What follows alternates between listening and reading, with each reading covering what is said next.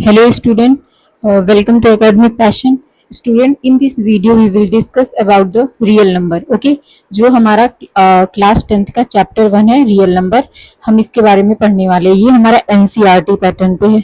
Okay, तो जो भी स्टूडेंट सीबीएसई बोर्ड से हैं, ओके, या जिस भी स्टूडेंट के स्कूल में एनसीईआरटी पैटर्न की बुक चलती हैं, उन सभी के लिए है ये। ओके, नाउ तो हम बेसिकली इस वीडियो में मैं आप लोग को रियल नंबर के इंट्रोडक्शन दूंगी। ओके, आप कोई भी चैप्टर पढ़ने से पहले आपको उसका इंट्रोडक्शन लेना बहुत इंपॉर्टेंट है, बिकॉज बेटा अगर आपको उस चैप्टर के इंट्रोडक्शन के बारे में अच्छे से पता है, इंट्रोडक्शन इन द सेंस हर एक पॉइंट्स के बारे में, जो जो क्वेश्चन मतलब जिस भी टॉपिक पे बेस्ड आप क्वेश्चंस को सॉल्व करने वाले हो चैप्टर में, उन सारी टॉपिक्स के बारे में थोड़ी थोड़ी आपके पास इंफॉर्मेशन होनी चाहिए कि एग्जैक्टली ये क्या होता है। जैसे मैंने यहाँ पे आप इस पूरे वीडियो में रियल नंबर के इंट्रोडक्शंस को पढ़ोगे, और मैंने जितने भी इंट्रोडक्शन से रिलेटेड छोटी छोटी जितने भी पॉइंट्स हैं, छोटी टू बड़े से लेके, मैंने हर एक पॉइंट्स को कवर किया है। ओके ना, इसमें मैं आपको इंट्रोडक्शन एक्सप्लेन करने वाली हूँ, fundamental theorem of arithmetic explain करूंगी,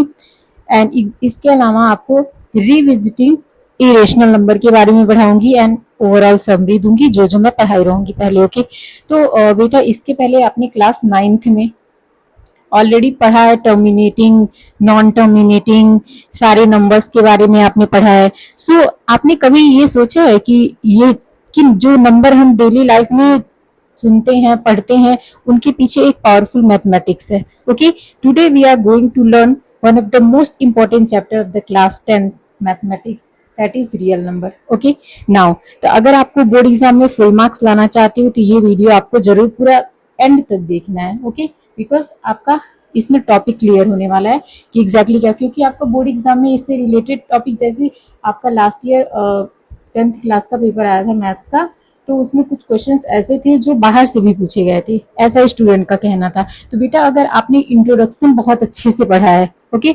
इंट्रोडक्शन इन द सेंस आपको हर एक टॉपिक के बारे में बेसिक से इंफॉर्मेशन पता है कि एग्जैक्टली ये क्या होता है, तो आपको कोई भी क्वेश्चन पूछेगा, इवन आपके बुक के रहें या बाहर के रहें, आप उस क्वेश्चन को इजीली सॉल्व कर सकते हो। इसीलिए आप लोग उस चीज पे बेस्ड मत रहोगी आपकी टेक्स्ट बुक में कितने क्वेश्चन हैं, आपने उसे सॉल्व कर लिया।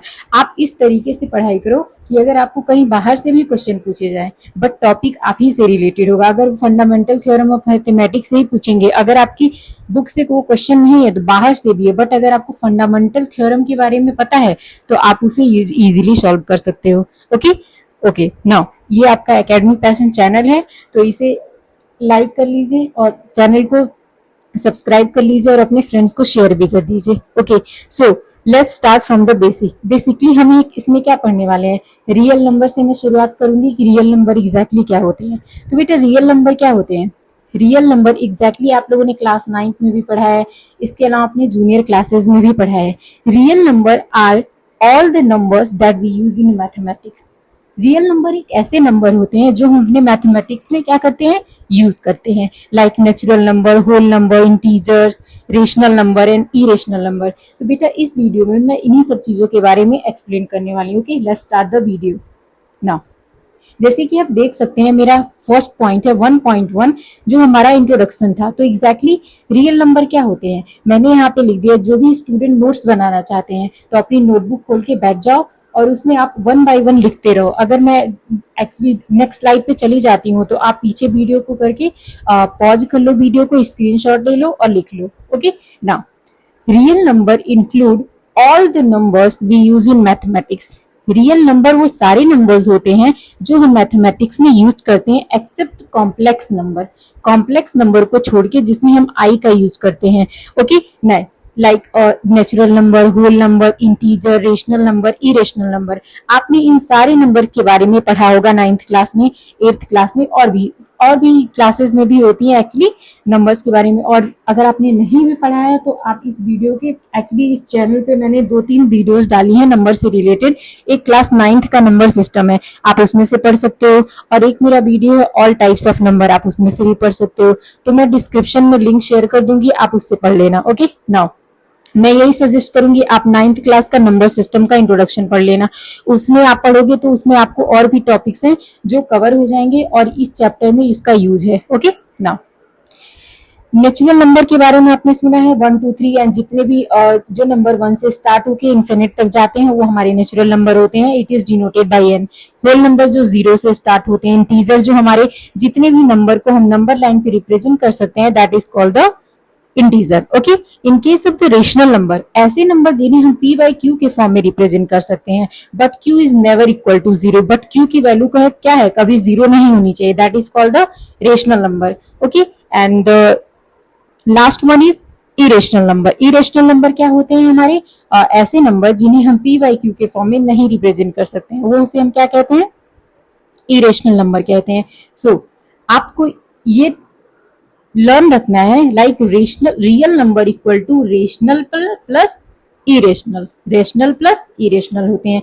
ये आपका टॉपिक हो गया। तो अब हमने 1.1 पढ़ लिया, जो कि यहाँ पे था हमारा इंट्रोडक्शन, तो हमने इंट्रोडक्शन पढ़ लिया।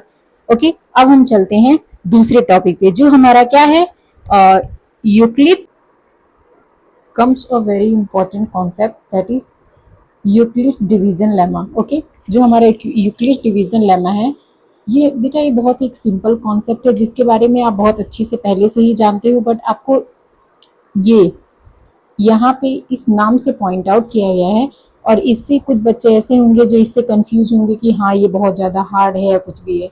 बेटा आप डिवीजन के बारे में तो अच्छे से जानते हो। ओके, कि यहाँ पे हम क्या रखते हैं, डिविडेंट हो गया हमारा, क्वोशिएंट हो गया, तो आपका क्वोशिएंट हो गया, ये डिवीजर होते हैं, इसके बाद रिमाइंडर होते हैं। ओके, क्या क्या होते हैं हमारे, ये आपका क्वोशिएंट होता है, ये आपका रिमाइंडर होता है, डिविडेंट होते हैं, डिवीजर होते हैं, मीन्स क्या होते हैं, हम किससे किस चीज़ को क्या करते हैं, डिवाइड करते हैं। तो बेसिकली इसी कॉन्सेप्ट पे यूक्लिड्स डिवीजन लेमा जो है हमारा बेस्ड है। ठीक है, ओके, फर्स्ट ऑफ ऑल मैं इसे रिमूव कर दूं। तो ये हमारा एक बेसिक सा कॉन्सेप्ट है जो हमें समझना है क्लास 10th में। For any two positive integer, suppose करिए आपके पास एक दो पॉजिटिव इंटीजर है। ओके, मैं यहाँ पे बेटा आपको एक्सप्लेन कर रही हूँ, ये आपको नोट डाउन नहीं करना है, मैं इसे इरेज कर दूंगी, आपको इसको as it is note down करना है। अगर आपके एग्जाम में आता है तो आप इसे लिख सकते हो। ओके, कोई मान लीजिए आपके पास कोई दो इंटीजर है, सपोज करिए ए और बी कोई दो इंटीजर है आपके पास। ठीक है ना, तो यहाँ पे हमारा क्या होता है, आपने इसके अलावा आपने एक फॉर्मूला पढ़ा होगा, तो क्या होता है हमारा, I think dividend equal to divisor into quotient plus remainder होता है हमारा। ओके, तो उसी पे बेस्ड है हमारा। तो मान लीजिए A equal to B Q plus R होता है, जहाँ पे हमारा आर जो होता है रिमाइंडर का वर्क करता है। ओके, तो यहाँ पे क्या होता है हमारा, एक डिविडेंट होता है, क्वोशिएंट होता है एंड रिमाइंडर होता है। तो ये प्लेसेस इनकी क्या होती है, यहाँ पे होती हैं। तो इनका क्या रिलेशन होता है, इनका रिलेशन ये होता है कि इससे आप मल्टीप्लाई करते हो और इसे ऐड करते हो, तो आपको ये रिजल्ट मिल जाता है। ओके ना, तो बस इसी चीज पे हमारा ये बेस्ड है, क्या, यूक्लिड्स डिवीजन लेमा। अभी मैं आपको यहाँ पे करके बताती हूँ। लाइक आप सपोज करिए यहाँ पे आप डिवीजन कर रहे हो, ठीक है, आप डिवीजन कर रहे हो, तो ये आपका है मिडल, मान लीजिए ए जो है हमारा मिडल में है।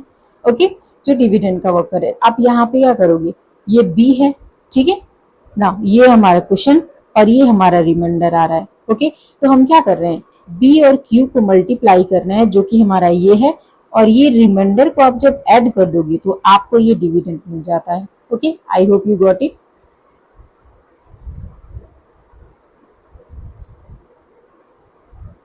ओके नाउ, तो बेटा आपको एज इट इज इसे नोट डाउन करना है। आई होप आपको ये बात समझ में आ गई होगी। ओके, जहां पे जो हमारा रिमाइंडर होता है वो हमेशा क्या करता है, 0 से लेकर के बी, इस बी की वैल्यू में लाई करता है। ये यही हमारा यूक्लिड्स डिवीजन लेमा है। Okay, for any two positive integer a and b there exist a unique integer q and r. बस ये सिंपल सा एक कॉन्सेप्ट था जो यूक्लिड्स डिवीजन लेमा है बताता है हमारा। जैसे कि मैंने यहाँ पे एक एग्जाम्पल भी आपको दिया है कि जैसे अगर 5 को 23 से डिवाइड करते हो। ओके, तो अगर आपने किया 5 4 जा 20, ओके, तो आपके पास 3 रिमाइंडर बचा। तो यहाँ पे अगर मैं बात करती हूँ 23 का वर्क क्या कर रहा है, ए कर रहा है, और 5 जो है हमारा बी का वर्क कर रहा है, और 4 जो है हमारा किसका वर्क कर रहा है, क्यू का वर्क कर रहा है, एंड रिमाइंडर जो है हमारा आर का वर्क कर रहा है। तो बस इसी चीज पे हमारा ये यूक्लिड डिवीजन लेमा बेस्ड है। Okay, I hope you got it. ना मैंने इसको सिंपलेस्ट वे में समझाने की कोशिश किया ताकि हर एक स्टूडेंट को समझ में आ जाए, क्योंकि आप डिविजन्स को तो बेसिक से जानते हो, आई थिंक थर्ड या सेकंड क्लास से आप जानते हो। ओके, तो मैंने यहाँ पे एग्जाम्पल के थ्रू समझाने की कोशिश की है। तो बेटा वीडियो को पॉज करके इसे आप नोट डाउन कर लीजिए। नाउ अब चलते हैं हम यूक्लिड डिवीजन एल्गोरिदम। आपने पढ़ा यूक्लिड डिवीजन क्या होते हैं, ये लेमा उसका पढ़ा आपने। अब हम पढ़ते हैं इसका एल्गोरिदम कि आप स्टेप बाय स्टेप कैसे फाइंड आउट करते हो। ठीक है बेटा, ये बहुत इंपॉर्टेंट है। ठीक है नाउ, तो इसके स्टेप्स क्या होते हैं। First of all you have to divide larger number by a smaller number. आपको यूक्लिड डिवीजन लेमा को फॉर्म करने के लिए क्या करना है, फर्स्ट ऑफ ऑल आपको ये फाइंड करना है, आपके पास दो, कोई मान लीजिए आपके पास दो नंबर रहेंगे, कोई भी टू नंबर्स दिए जाएंगे। ठीक है, सपोज करिए आपको 135 एंड 225 दो नंबर्स दिए गए हैं। ओके, आपको इस पे यूक्लिड डिवीजन एल्गोरिदम लगाना है। तो आपको यहाँ पे ये फाइंड आउट करना है कि इन दोनों में से ग्रेटर नंबर कौन है। जैसे कि हम ये देख सकते हैं यहाँ पे ग्रेटर क्या है, 225 है हमारा। ठीक है नाउ, बहुत ही सिंपल कॉन्सेप्ट है जो हमारा क्वेश्चन एंड रिमाइंडर से रिलेटेड है। ओके नाउ, तो हमने देखा कि दोनों में 225 बड़ा है, तो हम क्या करें, जैसा यहाँ पे लिखा है आप लार्जर नंबर को स्मॉलर नंबर से डिवाइड करोगे। तो हम क्या करेंगे, 135 को हम 225 से डिवाइड करेंगे।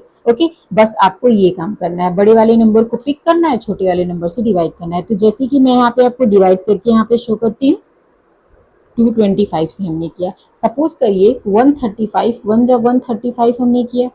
ओके, हमारे पास 90 आ गया।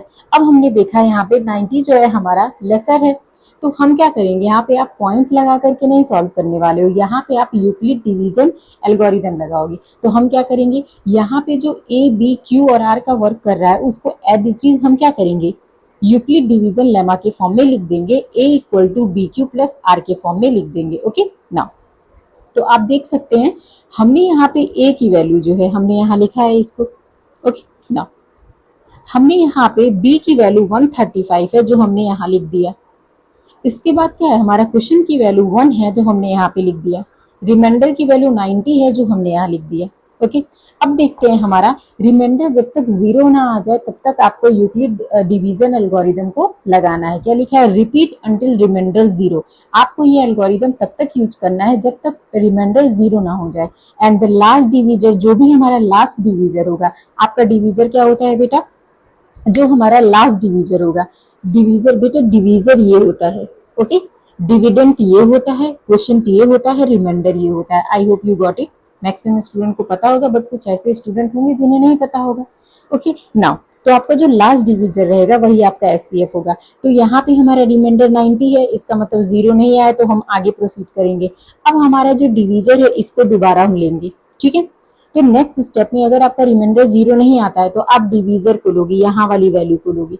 ओके, तो हमने यहाँ वाली वैल्यू को यहाँ रखा। अब हम क्या करेंगे, अब हमने देखा कि हमारे पास जो 135, हमारे पास इन दोनों में क्या है, अगर आप इन दोनों को देखते हो तो हम क्या करेंगे, सेकंड केस में हम डिवाइड करते हैं रिमाइंडर को डिवीजर से। ठीक है, तो हम क्या करेंगे, 90 से 135 को डिवाइड करेंगे। तो 90 1 जा 90, 45 बचा। इसका मतलब अभी भी हमारा 45 रिमाइंडर आ रहा है। अब हम क्या करेंगे, फिर से इन दोनों को डिवाइड करेंगे। ठीक है बेटा, यहाँ पे स्पेस नहीं है, मैं यहाँ पे कर देती हूँ। 45 से हम 90 को डिवाइड करेंगे। 45 2 जा 90। Okay now you can clearly see that कि यहाँ पे हमारा रिमाइंडर क्या आ गया, 0 आ गया। तो हमने क्या किया, हमने 90 को यहाँ पे रखा।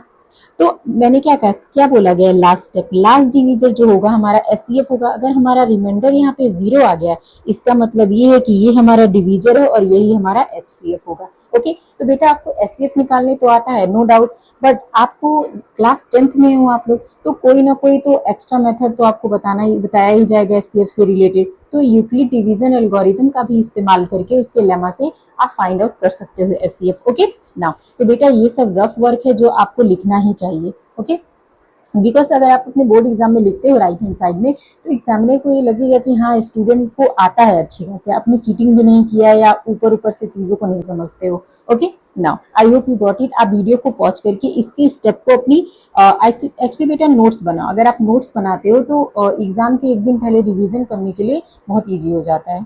Now next topic. अब हमारा अगला टॉपिक है fundamental theorem of the arithmetic. अब हम अरिथमेटिक के फंडामेंटल थ्योरम को पढ़ने वाले हैं। ओके, तो this is the theory based question and comes in the board exam. ये हमारा एक थ्योरी बेस्ड क्वेश्चन होता है जो हमारे बोर्ड एग्जाम में आते हैं। ओके, इसका मतलब ये क्या, ये कॉन्सेप्ट हमें ये बताता है every composite number can be written as the product of the prime number and it is unique. ठीक है, क्या बोला गया है, जितने भी कंपोजिट नंबर होते हैं उन्हें हम product of the prime number के फॉर्म में लिख सकते हैं। जैसे कि 18, आप जानते हो, do you know about the composite number? अगर आप नहीं जानते हो तो आप मेरे चैनल पे विजिट करना, वहाँ ऑल टाइप्स ऑफ नंबर लिखे हुए हैं, उस पर मैंने वीडियो फॉर्म किया है, आप वहां से देख सकते हो, हर एक नंबर के टाइप्स को देख सकते हो। तो कंपोजिट नंबर ऐसे नंबर होते हैं, okay, the number which have more than 2 factor, जिनके 2 से ज्यादा फैक्टर होते हैं उसे हम कंपोजिट नंबर कहते हैं। मीन सिंपल बात, जिसका आप प्राइम फैक्टराइजेशन कर सकते हो, एलसीएम कर सकते हो, वो हमारे क्या होते हैं, वो हमारे होते हैं कंपोजिट नंबर। तो यहाँ पे ये बोला गया है जितने भी कंपोजिट नंबर होते हैं उन्हें हम प्राइम नंबर के प्रोडक्ट के फॉर्म में लिख सकते हैं। जैसे कि यहाँ पे 18 है, अगर आप यहाँ पे 18 का एलसीएम लेते हो, 2 9 जा 18, 3 3 जा 9, 3 1 जा 1, तो आप देख सकते हो कि ये सारे प्राइम नंबर है।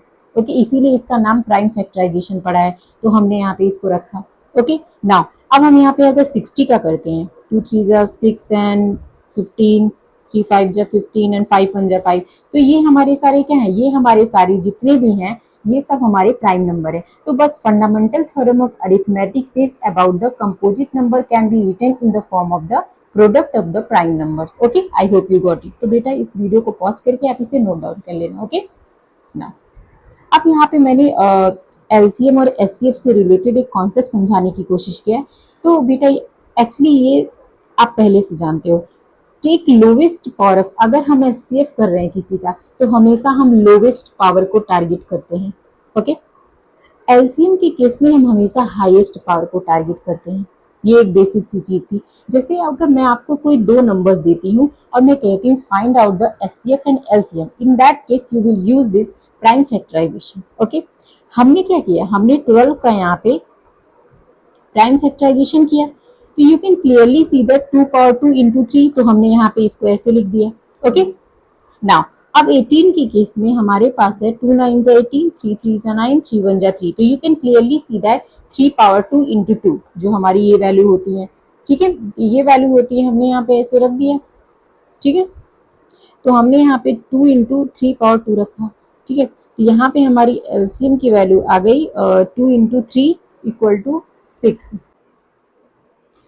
नाउ यहाँ पे हम एचसीएफ और एलसीएम की वैल्यू को फाइंड आउट कर लेंगे इन दोनों की हेल्प से। ओके, नाउ अब हमारा है relationship between the HCF and LCM. अब हमें एचसीएफ और एलसीएम के बीच का रिलेशन बताना है, तो ये फॉर्मूला बहुत इंपॉर्टेंट है आपके बोर्ड एग्जाम के लिए। ओके, नाउ आप कोई कॉम्पिटेटिव एग्जाम भी दोगे आगे चल के, उसके लिए भी ये फॉर्मूला बहुत इंपॉर्टेंट है। ओके, तो HCF into LCM equal to product of the 2 number. तो किसी भी, कोई भी आपको 2 नंबर्स दिए जाएंगे, उन 2 नंबर्स का जो एलसीएम होगा और उसका एचसीएफ होगा उस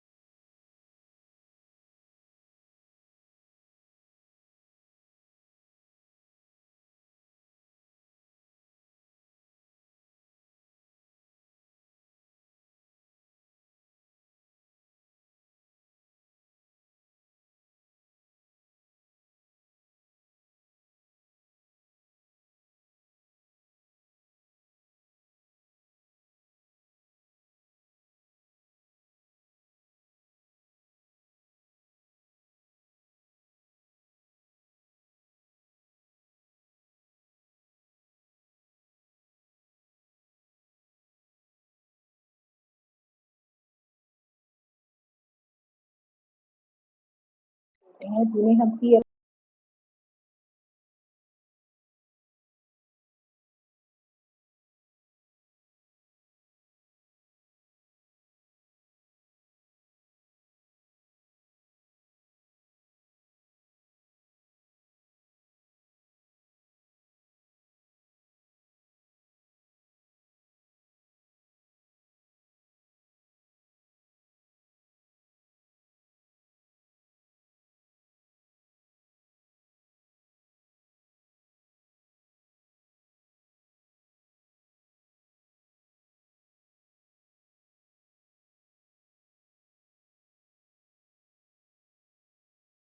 की वैल्यू जो होती है हमेशा ग्रेटेस्ट होती है। ओके, ये आपको लर्न करनी है फॉर्मूले। इसके अलावा जितने भी नंबर होते हैं उनका यूनिक टाइम फैक्टराइजेशन होता है, और ये आपको यूक्लिड लेमा को लर्न करना है, जो हमारा A equal to B Q plus R होता है। ओके ना, तो बस इतना ही था इस वीडियो में। तो thank you, like share and subscribe this video. Okay,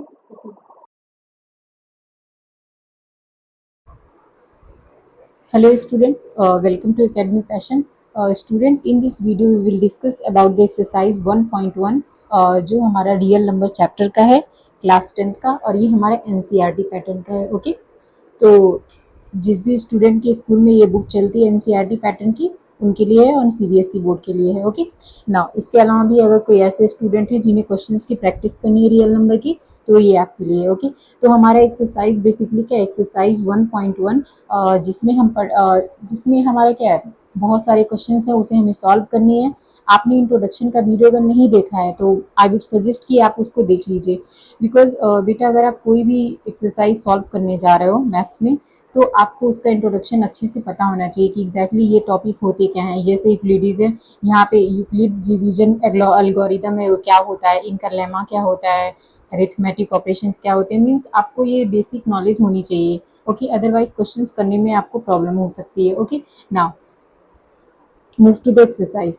जो हमारा पहला क्वेश्चन है, you use Euclid division algorithm find SEF. मैंने आपको इंट्रोडक्शन में ऑलरेडी बताया था, एक एग्जांपल भी मैंने दिया था कि किस तरीके से हम यूक्लिड डिवीजन का यूज करके, एल्गोरिदम का यूज करके हम किस तरीके से एसईएफ फाइंड आउट कर सकते हैं। और मैंने उसमें जो एग्जांपल लिया था, यही पहला एग्जांपल ही लिया था, मैंने इसको ऑलरेडी एक्सप्लेन कर दिया है। तो क्या करना है बेटा, आप बोर्ड एग्जाम में कभी भी अगर आप आंसर क्या करें, आंसर राइट कर रहे हो, तो एक प्रॉपर वे में करो। बहुत सारे ऐसे स्टूडेंट हैं जिन्हें कॉन्सेप्ट तो बहुत अच्छे से समझ में आता है, बट वो एक्सप्लेनेशन बहुत, मतलब बोल सकते हैं एक्सप्लेनेशन में बहुत कम लिखते हैं, बहुत कम लिखते हैं इन द सेंस वो अधूरा अधूरा ऊपर का बस ओवरव्यू दे देते हैं कि हाँ ये ऐसे है, ये ऐसे, इसका आंसर आ गया ऐसे। तो बेटा नहीं, आपको ऐसा नहीं करना है। अगर आपने कॉन्सेप्ट अच्छे से पढ़ा है तो आप एक्सप्लेनेशन में इतना कम क्यों लिख रहे हो, अच्छे से लिखो, एकदम सिस्टमैटिक वे में लिखो, ताकि अगर वो 4 मार्क्स का है तो आपको 4 आउट ऑफ 4 मार्क्स मिले, ना कि 3 मार्क्स मिले।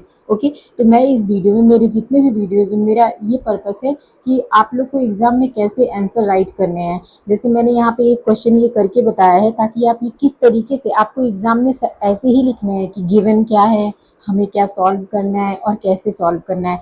थोड़ी बहुत वहाँ पे वर्ड्स का भी इस्तेमाल करिए, जहाँ पे मीन्स आपको इतना ज़्यादा भी नहीं लिख देना है और इतना कम भी नहीं लिखना, मीन्स आपको एक्सप्लेनेशन बहुत अच्छे से करना है। बिकॉज बेटा जब आपकी कॉपी चेक होगी तो उस टाइम पे आप नहीं वहाँ पे रहोगे प्रेजेंट, ठीक है। तो आपने जो अपनी कॉपी में लिखा हुआ है वही आपका जो होगा, वही एनालिसिस होगा यहाँ पे, वहाँ पे क्या होगा, तो आपके मार्क्स मिलेंगे। इसीलिए आप लिखने का तरीका सही करो, ठीक है ना। अब हमारा पहला क्वेश्चन है, आप 135 एंड 225। पहला एल्गोरिदम क्या बोलता है, पहला एल्गोरिदम ये बोलता है कि आपको ये फाइंड आउट करना है कि दोनों में से बड़ा नंबर कौन सा है। जैसे मैंने यहाँ पे लिखा हुआ है हियर 225 इज ग्रेटर देन 135, तो पहला तो आपने ये लिख दिया। अब फिर आप लिख दोगे बाय यूक्लिड डिवीजन एल्गोरिदम, और उनका एल्गोरिदम क्या है, ये है बेटा, आपको ये रिमेंबर करना है। Okay, now have to remember. Now अब यहाँ पे हमने क्या किया है, धीरे धीरे हमने इसका, तब तक आपको ये इसका लेमा लगाते जाना है, तब तक ये एल्गोरिदम यूज करोगे जब तक आपका रिमाइंडर 0 ना आ जाए, ठीक है। तो कैसे निकालोगे, जैसे यहाँ पे जो नंबर बड़े होंगे उससे छोटे वाले नंबर से उसको डिवाइड करोगे। जैसे यहाँ पे हमने देखा ये बड़ा था, ये छोटा है, तो हम क्या करेंगे, हम यहाँ पे तो 135 से आप क्या करोगे, 225 को डिवाइड करोगे। तो 135 1 जा 135 एंड 0 एंड आपका ये आ गया 90। ठीक है, तो इसका मतलब यहाँ पे रिमाइंडर आपका 0 नहीं आया। ठीक है, तो यहाँ पे हमारा ए का वर्क ये कर रहा है, ठीक है, और बी का वर्क ये कर रहा है, और क्यू का वर्क ये कर रहा है, और रिमाइंडर हमारा 90 आया है। ठीक है, तो अब तब तक करोगे जैसे हमने यहाँ पे क्या लिख दिया, हमने यहाँ लिखा 135 और ये हमारा क्वेश्चन आया है और ये हमारा रिमाइंडर आया, आपने लिख दिया। जब तक आपका रिमाइंडर 0 नहीं आएगा तो नेक्स्ट स्टेप में बढ़ते जाओगे, तो नेक्स्ट स्टेप में जो आपका डिवीजर यहाँ पे है उसको रखोगे। ठीक है, और जो आपका यहाँ पे रिमाइंडर आया है आप इसको यहाँ पे रखोगे। तो आप इसको क्या करोगे, अब 90 से 135 में से जो 135 बड़ा है आपका 90 से, तो आप इससे क्या करोगे, 90 से आप 135 को डिवाइड करोगे, तो 90 वन जा 90, दैट इज 45। अभी भी हमारा रिमाइंडर 0 नहीं आया, तो आप क्या करोगे, यहाँ पे हमने क्या लिखा, 90 इंटू 1, ओके, एंड 45। तो ये हम क्या कर रहे हैं, ये सब इसी के फॉर्म में लिख रहे हैं। ओके, अगर आपने इंट्रोडक्शन वीडियो नहीं देखा है बेटा तो आई वुड सजेस्ट कि आप उसे देखिए, बिकॉज उसमें मैंने एक एक चीज़ों को बहुत डिटेल वे में समझाया है कि ये टॉपिक क्या बताता है, क्या हमें करना है, कैसे करना है। तो अगर आपने इंट्रोडक्शन बहुत अच्छे से पढ़ा हुआ है तो ये क्वेश्चंस करने के लिए बहुत इजीली आप कर सकते हैं इसे। नाउ तो हम नेक्स्ट मूव करेंगे 90 से 145 को करेंगे, रिमाइंडर है हमारा, तो आप क्या करोगे, 45 से आप 90 को करो, जो बड़ा होगा उससे हम छोटे वाले से बड़े वाले को नंबर को डिवाइड करते हैं, 45 टू से 90 होता है। अब आप यहाँ देख रहे होगे कि हमारा रिमाइंडर 0 आ गया एंड हमारा पर्पस कंप्लीट हो गया है। तो अब हमने क्या देखा, हमने यहाँ देखा रिमाइंडर हमारा 0 आ गया है, तो जब भी रिमाइंडर जिस वे में 0 आता है आप याद रखो वही डिविजर आपका आंसर होता है, वही आपका HCF होता है, तो यही हमारा क्या होगा, HCF होगा। तो HCF क्या होगा इसका, 45 होगा। ओके, आपको इसके भी अलग तरीके एचसीएफ निकालने के बताए गए हैं प्रीवियस क्लासेस में, बट बेटा आपको इस क्लास में यूक्लिड डिवीजन एल्गोरिदम को ही लगा के सॉल्व करना है। Okay, now I hope you got it. तो इसे आप ये नोट डाउन कर लीजिए, वीडियो को पॉज करिए और इसे नोट डाउन कर लीजिए, अदरवाइज आप स्क्रीनशॉट भी ले सकते हैं।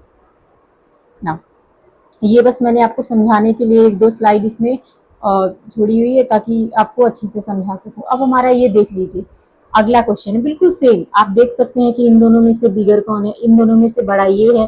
तो हमने क्या किया, हमने ये बड़ा है तो हम इससे इसको डिवाइड करेंगे। बेटा आप क्लास 10th में हो तो आई होप मैं इतना तो कर सकती हूँ कि हाँ इतना तो मैं आपको, मुझे इतना तो लगता है कि आपको डिवीजन तो आता होगा। ओके, तो आप क्या करोगे, 196 से यहाँ पे क्या नंबर था हमारा, 3822, 3822। जब आप 196 से 3822 को डिवाइड करोगे तो आपकी वैल्यू जो आएगी 196 पे तो आप कर ही रहे हो, तो 195 आएगा आपका क्वेश्चन और रिमाइंडर आपका 0 आएगा। ओके, जैसे कि आपने यहाँ पे मैं एक बार करके बता देती हूँ ना, तो आप क्या करोगे, 196 यहाँ पे 3822 को करोगे तो यहाँ पे ऐसे कर दोगे, 196 वन जा 196 हो गया।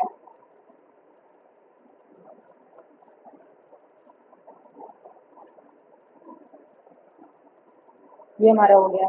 अब ये हमारा 2 को नीचे वो कर दो, 9 टाइम्स करो,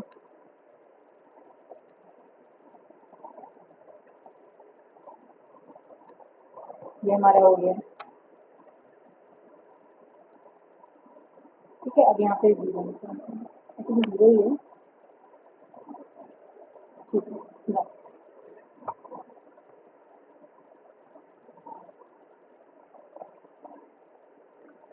तो हम देख सकते हैं हमारा रिमाइंडर 0 आ गया। तो आप देख सकते हो इसको मल्टीप्लाई मल्टीप्लाई करोगे और इससे 0 रिमाइंडर हमारा आएगा, तो हमने जैसे यहाँ पे लिखा है। ओके, तो बेटा आई होप कि आपको रिमाइंडर, तो आपको डिवीजन तो आता होगा कि आपको कैसे रिमाइंडर निकालना है। तो अब ये किसके फॉर्म में लिखा गया है, A plus sorry A equal to B Q plus R के फॉर्म में लिखा है। ओके, जो यूक्लिड लेमा है। तो हमारा रिमाइंडर 0 आ गया, रिमाइंडर 0 आता है तो हमारी ये वाली जो वैल्यू होती है वही हमारा एचसीएफ होता है। आप देख सकते हैं 196 का HCF. Okay, now next question में भी हमने देख सकते हैं, आप जो हमारा बड़ा वाला नंबर है उससे छोटे वाले नंबर को आपको डिवाइड करना है। मैंने यहाँ साइड में डिवाइड नहीं किया है, बट आपको डिवाइड करना है यहाँ पे साइड में 225 से 867, ताकि एग्जामिनर देखे कि हाँ आपने डिवाइड किया है, प्रॉपर आपने क्वेश्चन को सॉल्व किया है, उसको थोड़ी सी मेहनत किया है। तो अगर ये 6 मार्क्स का है तो आपको 6 मार्क्स पूरे मिलेंगे। अदरवाइज आप थोड़ा थोड़ी चीजें यहाँ थोड़ा सा ये ऐसे लिख दे रहे हो तो नंबर नहीं मिलने वाले हैं पूरे। ओके, मिलेंगे बट 5 में से आपको 2 या 3 मार्क्स ही मिलेंगे। ओके, तो आते हुए क्वेश्चन को बेटा आप अपने नंबर क्यों खो रहे हो, इससे अच्छा ये कि एक्सप्लेनेशन अच्छा दो ना। तो हमने यहाँ पे देख सकते हैं बिल्कुल सेम तरीके से सारे क्वेश्चन करने। मैंने यहाँ लिखा ये रिमाइंडर जीरो नहीं है, लास्ट में हमारा रिमाइंडर जीरो आया तो हमारी ये 51 जो होगा हमारा डिवीजन है, सॉरी ये हमारा एसपीएफ होगा ना। तो आप इसे स्क्रीनशॉट ले लीजिए या तो यहीं से नोट डाउन कर लीजिए। अब देखिए हमारा दूसरा क्वेश्चन है। इस क्वेश्चन में हमें प्रूव करना है। यहाँ पे बोला गया है शो दैट पॉजिटिव और integer in the form of the 6q+1, 6q+3 and 6q+5। आपको ये शो करना है कि जो भी पॉजिटिव और इंटीजर्स होते हैं वो क्या होते हैं, उनको हम इस फॉर्म में लिख सकते हैं जहाँ पे क्यू हमारा एक इंटीजर है। तो बेटा अगर आप यहाँ पे यूक्लिड लेमा पढ़ रहे हो तो आपको तो ये बात को सपोज कर ही लेना चाहिए कि यूक्लिड लेमा से ही रिलेट कर रहा होगा। आप देख सकते हो ये बी क्यू प्लस आर का वर्क कर रहा है। ठीक है, तो हम इससे मुझे इससे ट्रिक पता चल गई कि मुझे क्या करना है। तो मैंने यहाँ पे सपोज कर लिया let a be any positive integer. Okay बेटा अगर समझ के करोगे तो ज्यादा अच्छी बात है। बहुत सारे स्टूडेंट ऐसे होंगे जो इसे रख लेंगे, तो रटो ठीक है, लेकिन इतना भी ना रटो कि आपको कॉन्सेप्ट ही ना समझ में आए। तो let a be any positive integer. मान लिया एक ए हमारा एक पॉजिटिव इंटीजर है। ओके, और हमारा क्यू क्या है, क्यू एक इंटीजर है जिसकी वैल्यू जीरो से बड़ी है। ठीक है, और हमारा रिमाइंडर 0 1 2 3 4, क्योंकि आप देख सकते हो यहाँ पे हमारी वैल्यू 5 तक दी गई है। ओके, तो आप जहाँ तक इंक्रीज करना चाहते हो अब तक करो। तो अब यहाँ पे हमने लिख दिया बाई यूक्लिडियन एल्गोरिथम। तो हमने यहाँ पे जब यूक्लिडियन एल्गोरिथम लिखा हमने, यहाँ पे हमें बी की वैल्यू 6 दी। आप सपोज कर लो कि बी इज इक्वल टू क्या है 6। ठीक है, तो अगर आप यहाँ पे b is equal to 6 put करते हो तो क्या हो जाएगा हमारा a is equal to 6q+r हो जाएगा। ओके, अब यहाँ पे जो r की वैल्यू है हमारी, हम क्या करेंगे, वन बाय वन पुट करेंगे। अगर आप r की वैल्यू 0 पुट कर रहे हो तो ये आएगा, r की वैल्यू 1 पुट कर रहे हो तो 6q+1 आएगा। 2 के केस में हमारी वैल्यू ये आएगी, 3 के केस में ये आएगी, 4 के केस में ये आएगी, आगे चल के 5 के केस में ऐसे बढ़ती रहेगी। तो यहाँ पे 0 का कोई भी मतलब नहीं है, तो हमारी वैल्यू 6q हो गई। 6q+1 4, ये हमारी वैल्यू आ गई। ओके, जहाँ पे a क्या है हमारा, एक a जो है हमारा एक इवन इंटीजर है। ओके, नाउ अगर कोई इवन इंटीजर है तो हम बहुत अच्छे से जानते हैं कि वो 2 से डिविजिबल है। ओके, तो 2 से डिविजिबल होगा क्योंकि ये ए इवन इंटीजर है। आप देख सकते हो कि ये 6q+4 है, तो हमें ये दिखने से लग रहा है कि हाँ ये इवन इंटीजर हो सकता है ना, क्योंकि ऑड नंबर ऐड करोगे तो वो इवन बन जाएंगे ना। तो यहाँ पे हम लिख सकते हैं, इससे हमें ये पता चलता है कि कोई भी पॉजिटिव इंटीजर हो, चाहे वो इवन हो और पॉजिटिव इंटीजर्स हो सकते हैं, एंड तो any positive integer in the form of, और किसी भी पॉजिटिव इंटीजर को हम ऐसे फॉर्म में लिख सकते हैं। तो ये हमारा थ्योरम प्रूव हो गया। थ्योरम में से मतलब आपको एक वेरीफाई करने के लिए दिया हुआ था क्वेश्चन, तो जो आपने प्रूव कर लिया कि हाँ हमने, तो आपको क्या करना है, यूक्लिड लेमा का यूज करना है। यहाँ पे बी की वैल्यू 6 पुट करनी है, आर की वैल्यू 0 1 2 3 ऐसे पुट करके इसको शो कर देना है। ओके, तो बेटा जो ये मैंने जैसे लिखा है इसको ऐसे ही अपनी कॉपी में नोट डाउन करो, और एग्जाम में भी इसको ऐसे ही लिखना है, समझ के पढ़ो। हाँ, अब हमारा question number third. Question number third long question है। An army contingent, 16 members, is to march behind any army band of the members in a parade. The two groups are to march in some number of columns. What is the maximum number of columns in which they can? Okay? यहाँ पे army contingent member जो है, जो हमारी value information जो दी है question की, आप पहले गजल करो इंफॉर्मेशन को। तो यहाँ पे इंफॉर्मेशन का की पॉइंट था हमारा आर्मी कंटिजेंट में मेंबर कितने थे, तो हमने लिख लिया 16 मेंबर है। Okay, and the second thing, band member कितने थे, बैंड मेंबर कितने थे, देयर आर 32 मेंबर्स। ओके, तो हम यहाँ पे क्या करेंगे, यहाँ पे हम यूक्लिड एल्गोरिथम लगाओगे। तो आप ये एक ट्रिक तो सीख ही लो कि यहाँ पे अगर आप इस चैप्टर में है विजिट कर रहे हो तो आपको यूक्लिड लेमा तो भर भर के यूज करने हैं। ठीक है, तो हमने देखा यहाँ पे 616 इज ग्रेटर देन 32, यूज कर लो। 32 से आप 16 को डिवाइड करो, डिवाइड करने के बाद हमारी ये वैल्यू आएगी, और एक रिमाइंडर आ रहा है, अभी हमारा रिमाइंडर आ रहा है, इसका मतलब ये है कि आप ऐसे इतने फाइंड आउट कर सकते हो। तब क्या करोगे, इन दोनों को अगले स्टेप में लेके जाओगे। 1 से 32 को करोगे तो हमने देखा 1 हो जाए 32 होता है, 0 हमारा रिमाइंडर आ गया। तो हम यहाँ देख सकते हैं कि हमारा 8 जो है क्या आ जाएगा, एस सी एफ आ जाएगा। एस सी एफ मीन्स आपका आंसर है, तो हमने देखा S C F is 8। Okay बेटा, लिखने का तरीका बहुत अच्छा होना चाहिए आपका। ओके ना, तो यहाँ पे हम कह सकते हैं कि जो मैक्सिमम नंबर ऑफ कॉलम होंगे, यहाँ पे बोला है कितने कॉलम बना सकते हैं, तो मैक्सिमम कॉलम जो है 32 बैंड, जो हमारे क्या है 32 आर्मी बैंड नंबर है, और जिसमें 16 कंटिजेंट है, तो इसमें से जो मैक्सिमम नंबर कॉलम बना सकते हैं वो 8 कॉलम है। Okay, because SCFE 8। I hope you got it. तो बेटा इसको आप बहुत पॉज करो वीडियो को, इसे नोट डाउन करो, और ये डिवीजन मैंने किया नहीं है, आप साइड में कर लेना। इतना तो आपको आना चाहिए। अगर नहीं आता है तो बेटा सीखो, क्योंकि बेसिक चीजें अगर आपको नहीं आती हैं तो आप इतने बड़े बड़े क्वेश्चन को नहीं सॉल्व कर सकते हो, तो आप टाइम वेस्ट कर रहे हो। नाउ अब यहाँ पे हमारा चौथा क्वेश्चन है। यहाँ पे तो इन्होंने सीधे मेंशन किया है कि Euclid division lemma to show that the square of the any positive integer is either of the 3m 3m+1। आप देख सकते हो कि यहाँ पे 3m+0 हो सकता है, ये 3m+1, तो हम देख सकते हैं ये यूक्लिड लेमा ही है। There is nothing division, Euclid division. Okay, तो अब हमने जैसे आई थिंक इसके पहले वाले क्वेश्चन, इसके पहले के पहले क्वेश्चन में आपको मैंने बताया था आप हर जगह पे ये चीजें मानो। ठीक है, वहाँ पे 6 मैंने बी की वैल्यू मानी थी, अब यहाँ 3 अवेलेबल है तो आप 3 मान लो। तो हमने एक लाइन यहाँ पे लिखी, कुछ लाइन जो होती है कॉमन है बेटा लिखने के लिए, तो आप इसे लर्न भी कर सकते हो। Let a be any positive integer, हमने ए को एक पॉजिटिव इंटीजर सपोज किया। ठीक है, और b की वैल्यू 3, और b की वैल्यू 3 क्यों, क्योंकि यहाँ पे हमारी वैल्यू दी हुई है तो हमने इसको सपोज कर लिया ना।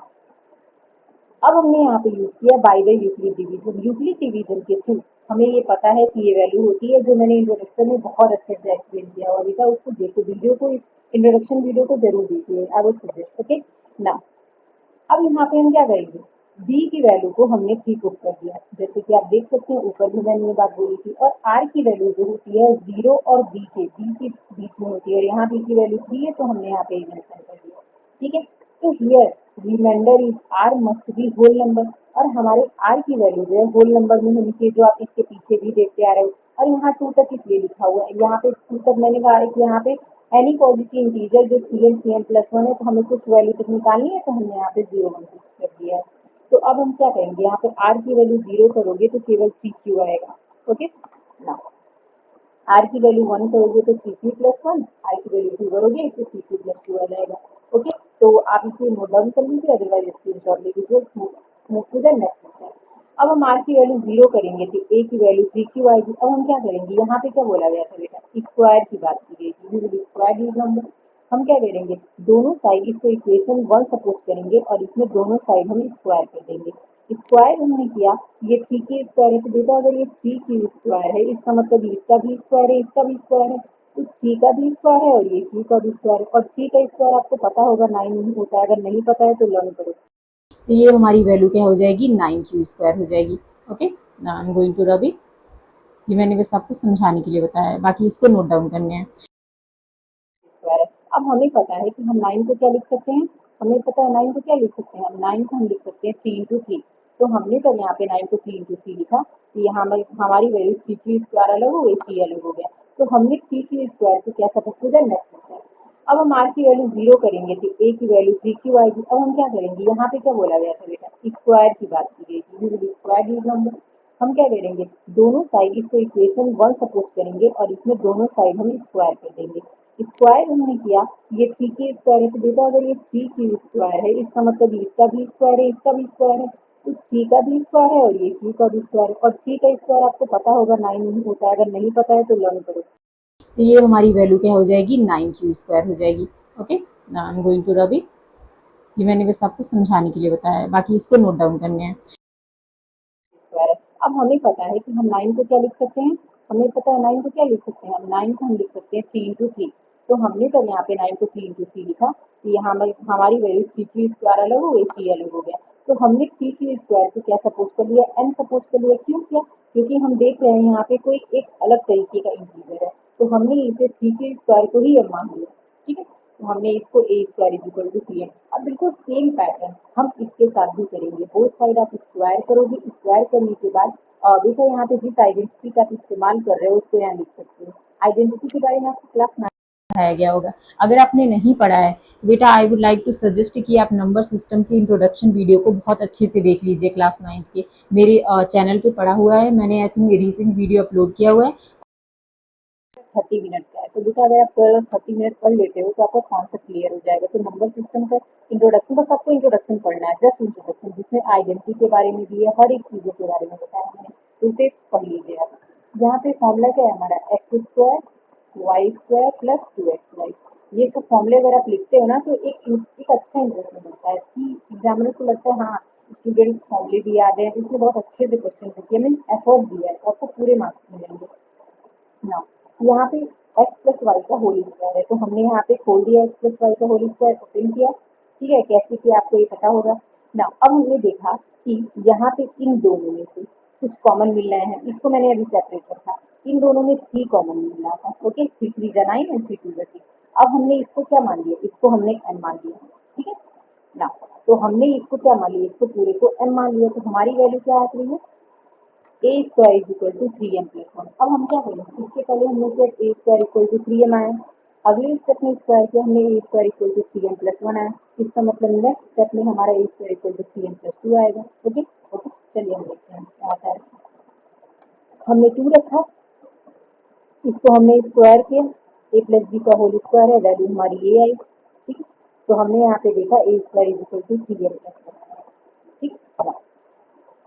इस तरीके से हेंस हम अब हमने देखा कि आगे स्टेप कैसे बढ़ते जा रहे हैं, तो hence from the equation first second and third means इसका जो रिजल्ट आया है, the square of any positive integer is either in the form of the means, अगर आप किसी पॉजिटिव इंटीजर का स्क्वायर करते हो तो या तो वो 3m के फॉर्म में आते हैं, जैसे आप देख सकते हो, ठीक है, या तो वो 3m प्लस 1 के फॉर्म में आते हैं। 3m के फॉर्म में मीन्स ऐसे आ सकते हैं, या तो इस तरीके से आ सकते हैं, ठीक है। तो ये आपका प्रूव हो गया। तो बेटा ये आई थिंक 3 पेजेस में आया है, तो आप इसे वन बाय वन करके इसका स्क्रीनशॉट ले लीजिए।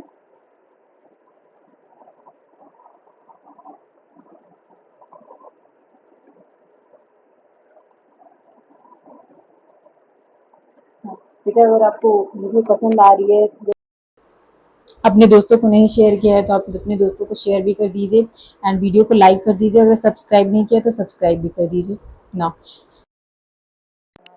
ठीक है, ठीक है। और इस वीडियो का मेन पर्पस है आपको एग्जाम में कैसे आंसर शीट लिखना है, ठीक है। आंसर शीट आपको किस तरीके से अपने क्वेश्चन के आंसर देना है, मेन आपका यही है कि आप किस तरीके से लिखोगे। तो जैसे जनरलाइज्ड वे में मैंने इसमें लिखा है, आप ऐसे एग्जाम में लिख सकते हैं, ओके ना। क्वेश्चन नंबर 5 हमारा, question number 5 is say that क्या बोल रहा है, Euclid's division lemma to show that the cube of any positive integer is form of the 9m 9m plus 1 and 9m plus 8। आप देख सकते हो, आप फर्स्ट क्वेश्चन जो आप सॉल्व कर रहे थे इससे रिलेटेड, वहाँ पे 3 दिया हुआ था बी की वैल्यू, सेकेंड में आपको दिया हुआ था बी की वैल्यू 6। अब इस क्वेश्चन में आपको बी की वैल्यू जो है आप मान सकते हो कि कहीं ना कहीं बोल सकते हैं कि अभी 3 ही मानो कि फिर ये 3 का मल्टीपल है, ठीक है ना। तो हमने यहाँ पे वही लाइन लिखी है, a equal to a be any positive integer and b is equal to 3। अब ये 3 9 में कैसे कन्वर्ट होगा आगे हम देखते हैं। यूक्लिड डिवीजन एल्गोरिथम जैसा कि हम जानते हैं, you have to write here, okay ना। तो यहाँ पे हमें पता है r की वैल्यू होल नंबर होगी रिमाइंडर, और रिमाइंडर को हमें कैसे लिखना है 1 2 0 1 2 एंड 3 एंड सो ऑन। तो हमने यहाँ पे देखा बिल्कुल सेम है जैसे लास्ट वाला क्वेश्चन था, हमने लिख लिया ना। अब यहाँ हम देख सकते हैं जब हम r की वैल्यू 0 पुट करते हैं, ठीक है, तो हमारा दोनों तरफ क्यूब, क्योंकि इस क्वेश्चन में हमें क्यूब करने के लिए बोला गया है, लास्ट क्वेश्चन में हमें स्क्वायर करने के लिए बोला गया था, तो हम इस क्वेश्चन में अब क्यूब करने वाले हैं। तो हमने दोनों तरफ क्यूब किया, तो जब आप बेटा थ्री का क्यूब करते हो, थ्री क्यूब का होल क्यूब है, तो ये थ्री का भी क्यूब होगा, थ्री का भी, थ्री का क्यूब क्या होता है 27 होता है। अगर आपको नहीं लर्न है तो लर्न करो, ओके ना। ये हमारी वैल्यू हो गई, तो हमने यहाँ पे रख दिया, इसको थोड़ा मैं इरेज कर दे रही हूँ, अदरवाइज आप कंफ्यूज हो जाओगे कैसे नोट्स बनाने हैं, ठीक है हाँ। बेटा मैं इस वीडियो में एक्सप्लेन करने के साथ साथ आपको नोट्स भी दे रही हूँ, तो आप इस नोट्स को बहुत अच्छे से लिखना है। अगर आपके स्कूल में चेक हो रहा है तो स्कूल में भी लिख सकते हो, प्री बोर्ड में लिख सकते हो, और आप अपने बोर्ड एग्जाम में तो राइट करने के लिए किया है ये ना। तो हमने यहाँ पे देखा कि 9 3 का 27 होता है कि नहीं होता, तो हमने 9 को आगे कर दिया, ये 3 क्यूब क्यूब हो गया। हमने इसको कैपिटल एन सपोज करेंगे, बिकॉज यहाँ पे हमारे क्वेश्चन में एन की बात की गई थी, तो आप कैपिटल एन मानो या आप स्मॉल एन मानो, आप ये तो डिपेंड करता है, ठीक है। तो हमने three cube three cube cube कर दिया, तो हमारी एक क्यूब की वैल्यू क्या आ गई, ठीक है, एक क्यूब की वैल्यू आ गई 9 है, ठीक है। ऐसे ही हम आगे करेंगे तो हमारी वैल्यू क्या आ जाएगी, आप देख सकते हैं क्यूब करेंगे आगे, तो हमारी वैल्यू क्या आ जाएगी, ये बेटा ये आइडेंटिटी का इस्तेमाल करना है, और यहाँ पे कौन सी आइडेंटिटी का इस्तेमाल होगा, एक्स प्लस वाई का होल क्यूब, जहाँ पे इसकी वैल्यू क्या होती है, x cube y cube plus 3xy x plus y, okay. I hope आपको ये आइडेंटिटी लर्न होगी, ये 9 क्लास में लर्न करवाया गया था। अगर नहीं लर्न किया है आपने तो आप क्लास 9 का नंबर सिस्टम का इंट्रोडक्शन वीडियो देख लीजिए, ओके ना। तो हमने यहाँ पे देखा यहाँ पे 9 कॉमन मिल रहा है, तो हमने 9 कॉमन ले लिया, तो हमने इसको जो है कैपिटल एन सपोज कर लिया, तो हमारी वैल्यू 9n+1 आ गई। ठीक है, आप नेक्स्ट क्लिक करोगे, थ्री हमने यहाँ पे थ्री वैल्यूज दिया है, तो थ्री वैल्यूज में 9n+8 आ गई। तो हमने यहाँ पे देखा first second and third equation से ये प्रूव हो गया कि कोई भी क्यूब होती है किसी पॉजिटिव इंटीजर की, वो इसके फॉर्म में आती है। लास्ट वाला जो स्क्वायर था बेटा, तो वो आपका 3n+1 एंड 3n+2 के फॉर्म में आ रहा, सॉरी 3n+1 के फॉर्म में आ रहा था। बट अगर आप किसी चीज का क्यूब करते हो तो इसके फॉर्म में ही आएगा। ओके, ये एक लाइन होता है कि अगर आप किसी इंटीजर का क्यूब कर रहे हो तो ऐसे आएगा, स्क्वायर कर रहे हो तो ऐसे आएगा। ठीक है ना, आई होप यू गॉट इट। तो ये हमारा 3 स्लाइड में था, आई थिंक 4 स्लाइड में है, तो आप इसे नोट डाउन करिए। नोट डाउन नहीं करना था, आप इसका स्क्रीनशॉट ले लीजिए, एग्जाम में आपको ऐसे ही करना है।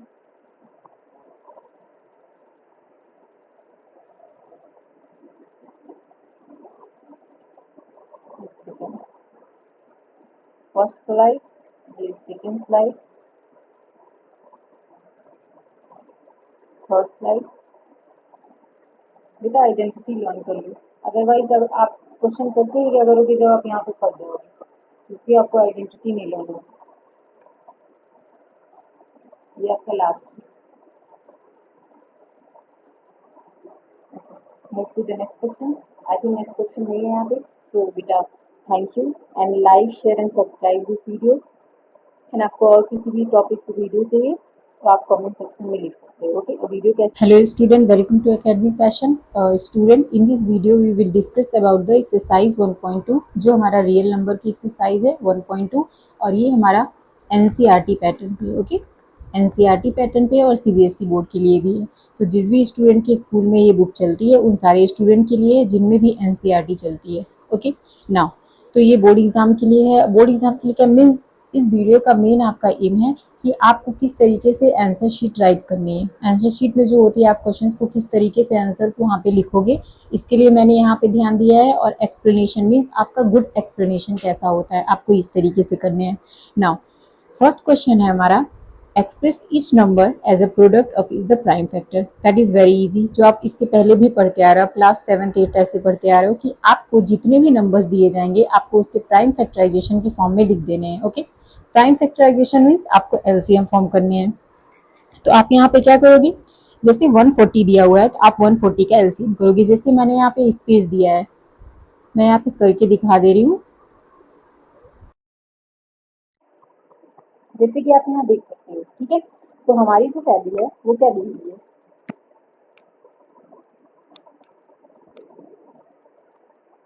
ना, तो हमारी ये वैल्यू दी हुई है, तो हमने यहाँ पे इसका प्राइम फैक्टराइजेशन निकाल लिया। प्राइम फैक्टराइजेशन निकाला तो आप देख सकते हो जैसे कि ये हमारी वैल्यू, तो हमने यहाँ पे लिखा ये टू टाइम्स है, तो हमने 2 की पावर 2 लिख दिया एंड 5 × 7 लिख दिया, 1 आउट दिया। बस आपको इजीली ऐसे ही करने हैं इस टाइप के क्वेश्चन को। आप देख सकते हैं यहाँ पे मैंने 156 का एलसीएम यहाँ पे फॉर्म कर लिया, और ये एलसीएम की वैल्यू तो लिख दिया बट मैंने एलसीएम निकाला नहीं। ये एलसीएम का स्पेस मैंने आपके लिए छोड़ा था, फिर भी मैं दे रही हूँ।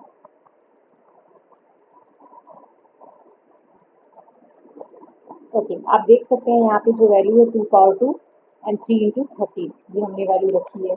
ओके नाउ यहाँ पे इसको ये थोड़ा सा बड़ा होगा, सॉरी,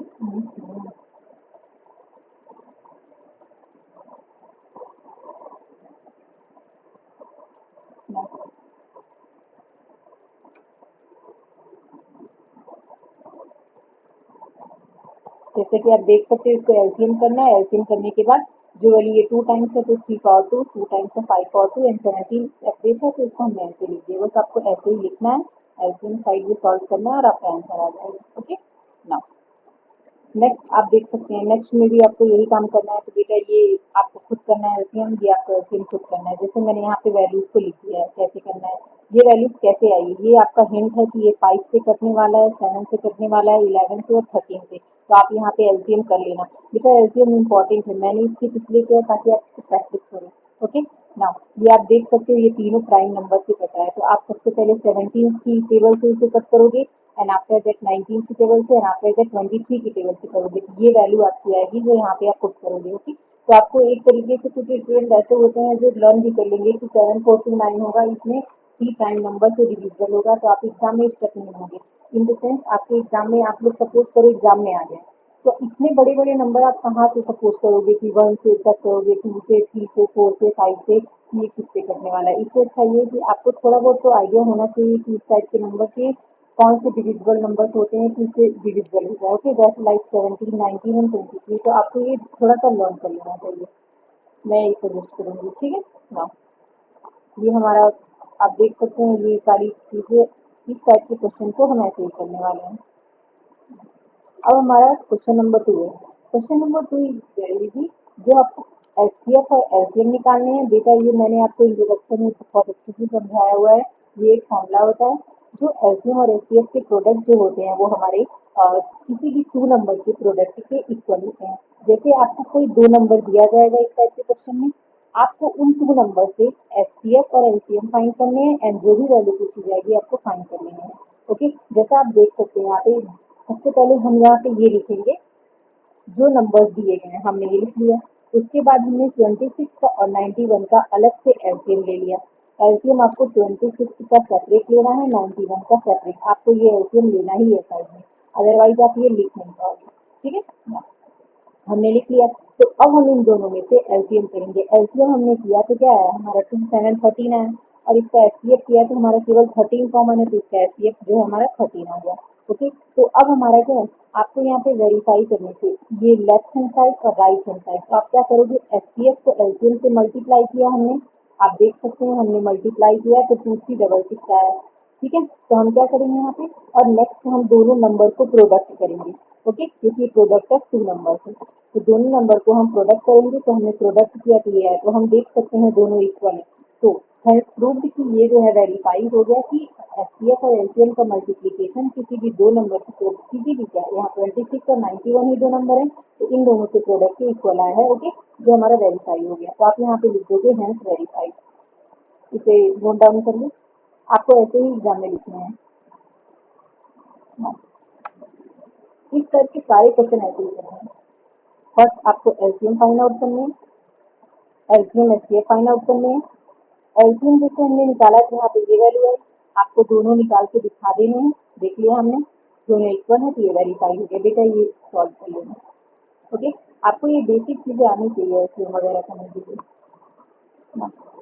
इसको भी हमें ऐसे ही करना है, आपने निकाला, आप देख सकते हैं ये वैल्यू आपका multiplication, division, subtraction, addition, LCM, HCF, ये सारी चीजें बेसिक होती है, फाउंडेशन बेस होते हैं। आपको फाउंडेशन बेसिकली होते हैं, आपको क्लियर होना चाहिए। ये हमारा प्रूव हो गया। नेक्स्ट, अब हमारा आता है क्वेश्चन नंबर 3। क्वेश्चन नंबर 3 क्या कहता है, फाइंड द एचसीएफ। अब हमारे लास्ट में क्या था, 2 नंबर थे लास्ट क्वेश्चन, यहाँ पे हमें 3 नंबर दे दिए गए हैं, और यहाँ हमें इसकी प्राइम फैक्टराइजेशन मेथड को अप्लाई करते हुए लिखना है। तो हमने क्या किया, हमारे पास जो नंबर्स दिए हुए हैं, हम सबसे पहले सारे नंबर्स का अलग अलग एलसीएम कर लेंगे। ठीक है, ये छोटे छोटे नंबर हैं, इसे आप आसानी से आप कर लोगे। तो हमने इसका एलसीएम निकालिया। एलसीएम निकालने के बाद हमने इन तीनों नंबर का एचसीएफ किया। जैसे कि आप देख सकते हो जो तीनों में कॉमन है वो हमारे एचसीएफ है 3, और एलसीएम तो हमारा हाईएस्ट कॉमन होता है। ये सब मैंने इंट्रोडक्शन में अच्छे से बताया है। ठीक है, तो आप देख सकते हो, बस आपको क्या करना है, इस क्वेश्चन में आपको केवल एलसीएम और एचसीएफ निकालना है प्राइम फैक्टराइजेशन मेथड का यूज करके। That is very easy. Okay, अगर ये एग्जाम में आपके आ जाते हैं क्वेश्चन, तो आपके बहुत इजीली आपको कुछ नंबर मिल जाएंगे। बट लेकिन कुछ बच्चे ऐसे होंगे जो एक्सप्लेन सही से नहीं करेंगे, तो उन्हें उसमें भी कम नंबर मिलेंगे। नेक्स्ट क्वेश्चन हमारा है, नेक्स्ट क्वेश्चन में भी क्या करना है, आपको इन तीनों का अलग तरीके से एलसीएम लेना है। उसके बाद इन दोनों तीनों का एचसीएफ और एलसीएम अलग अलग निकालना है, जो हमारी वैल्यू है। ओके ना, इसे नोट डाउन कर लीजिए। इसमें भी हमें यही करना है, अलग आपको एलसीएम लेना है, एलसीएम लेने के बाद वैल्यू को सॉल्व कर लेनी है। ठीक है, ये आपको एलसीएम करना है, स्क्रीनशॉट ले लीजिए ना। अब हमारा क्वेश्चन नंबर 4 है। ठीक है, अब आपको यहाँ पे फॉर्मूले आपको लर्न करने ही है, फॉर्मूले आपको यहाँ पे लर्न करने हैं। ठीक है, फॉर्मूले आपको लर्न करने हैं। एंड यहाँ पे दिया हुआ है कि 2 नंबर है हमारे पास, इसका एचसीएफ आपको पहले से गिवन है, आपको इसका एलसीएम निकालना है। तो बेटा आपके पास 2 नंबर हैं, first thing, and second thing आपके पास एचसीएफ है। तो जब आपके पास 2 नंबर है और एचसीएफ है, तभी तो एलसीएम आप निकाल सकते हो ऑफकोर्स। तो आप क्या करोगे, 2 नंबर हैं आपके, आपने इसको प्रोडक्ट वाइज लिख दिया। आपको जो एचसीएफ दिया हुआ था आपने एचसीएफ लिख दिया, 9 इधर मल्टीप्लाई में तो इधर आकर के डिवाइड हो जाएगा, हमने डिवाइड किया इसको, 9 7 जा 9 3 जा, फिर हमने इन दोनों को सेपरेटली मल्टीप्लाई किया। बेटा आपको मल्टीप्लाई आना चाहिए, तो ये वैल्यू आ गई हमारी। ओके, अगर आप मल्टीप्लाई में भी गलती करते हो तो आंसर गलत आएगा, तो फिर क्या फायदा इसमें लंबे चौड़े कॉन्सेप्ट को सीखने का। इसलिए आप मल्टीप्लिकेशन वगैरह को भी बहुत अटेंटिव होकर करना है। ओके, जैसा कि हम देख सकते हैं यहाँ पे हमारी एलसीएम की वैल्यू यही आई थी और यही पूछा गया था। Okay, I hope you got it. ये बहुत इजी क्वेश्चन है, आपको डिवीजन मल्टीप्लिकेशन एलसीएम और एचसीएफ की नॉलेज है तो आप इजीली कर, यही आई थी और यही पूछा गया था। Okay, I hope you got it. ये बहुत इजी क्वेश्चन है, आपको डिवीजन मल्टीप्लिकेशन एलसीएम और एचसीएफ की नॉलेज है तो आप इजीली कर सकते हो। Okay, now move to the next question, that is check whether 6 power n can be n। ठीक है, ये क्वेश्चन बहुत इंपॉर्टेंट है, ये आपके बोर्ड एग्जाम के लिए बहुत इंपॉर्टेंट है।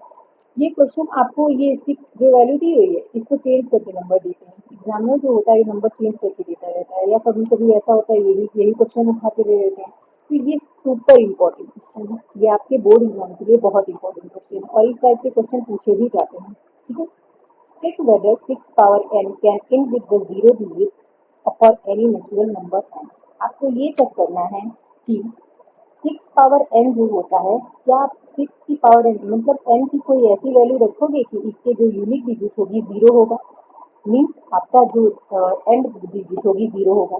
तो हमें ये बहुत अच्छे से पता है, अगर कोई डिजिट आपके पास है और अगर उसके लास्ट में मीन्स यूनिक डिजिट पे 0 या 5 है तो वो 5 से डिविजिबल होता है, हमें इतना तो पता है। तो हो सकता है हो जाए, लेकिन हम चलिए चेक करते हैं। तो सबसे पहले आपको स्टेटमेंट लिखना है, we know that any number with the unit place 0 और 5 डिविजिबल बाय 5। तो ये स्टेटमेंट आपको याद करिए, या आपको पहले से पता है तो इसे लिख लीजिए।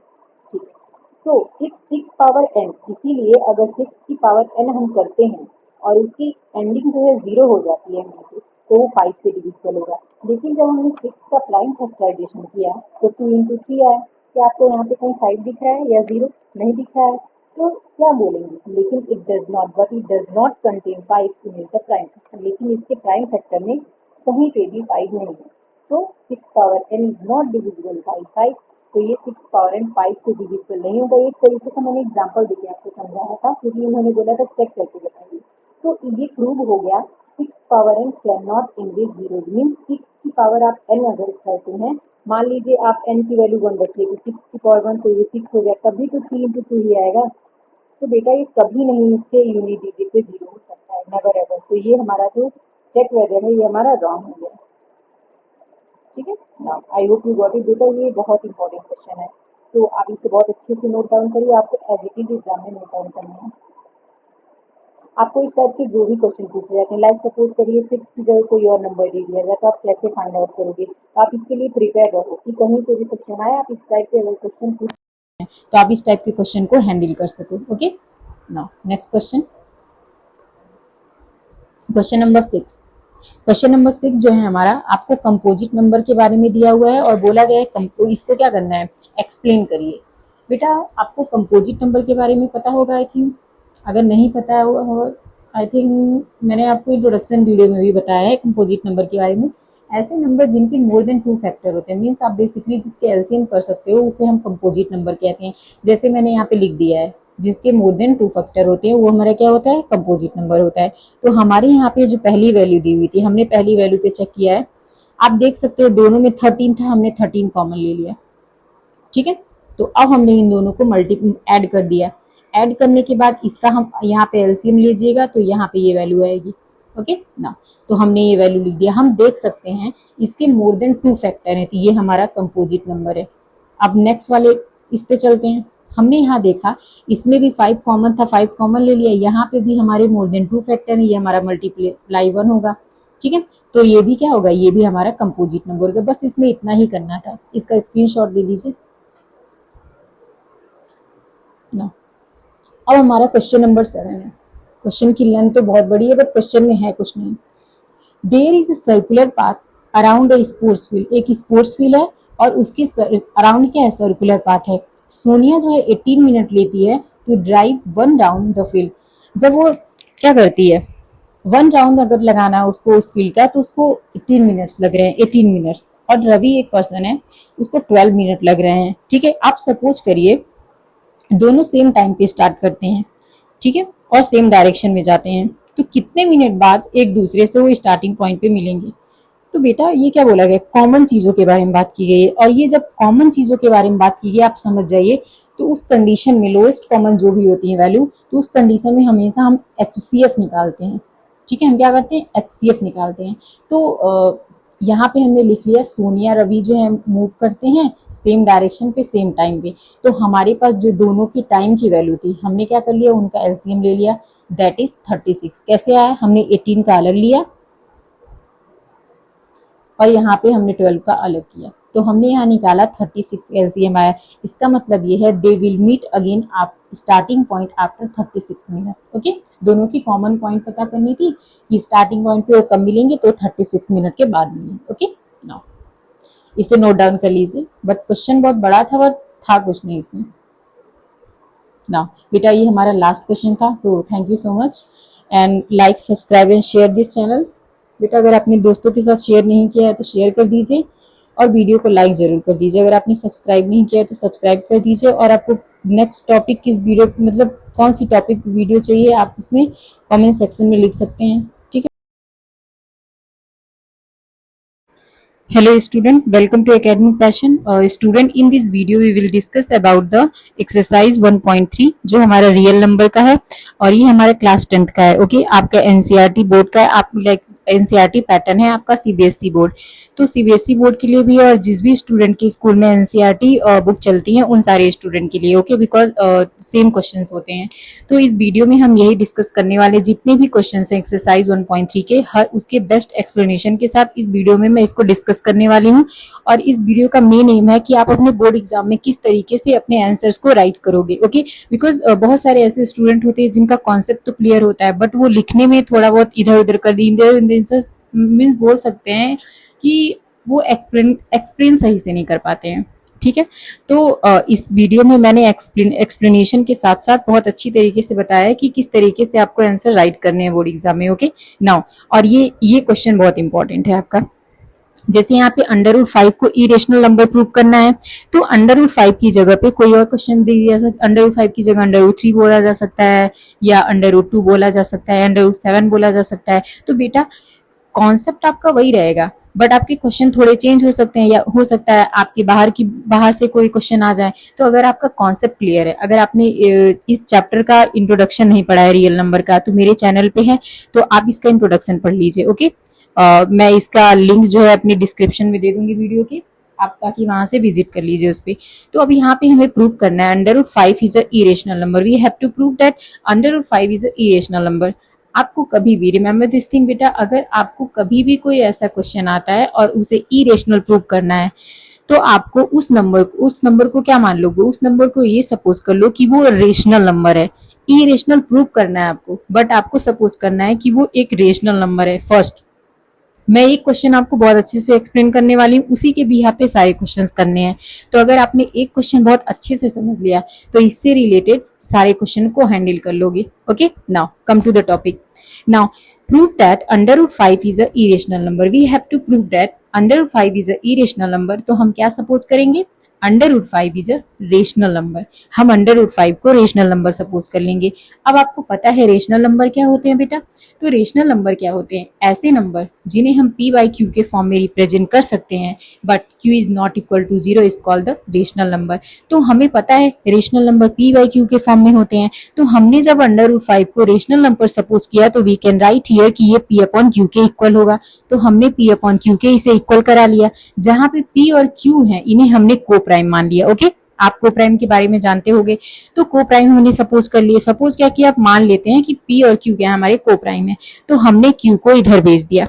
ठीक है, आप देख सकते हो इसको, तो p is equal to √5q हो गया। तो हम इसको क्या करेंगे, दोनों तरफ स्क्वायर करेंगे। ओके, जब हमने इसको दोनों तरफ स्क्वायर किया तो ये p स्क्वायर, और हमें पता है कि ये √5 जो होगा स्क्वायर से कट जाएगा, तो क्या आ जाएगी वैल्यू, 5 आ जाएगी। ओके, ये हमारी वैल्यू आ गई 5q स्क्वायर।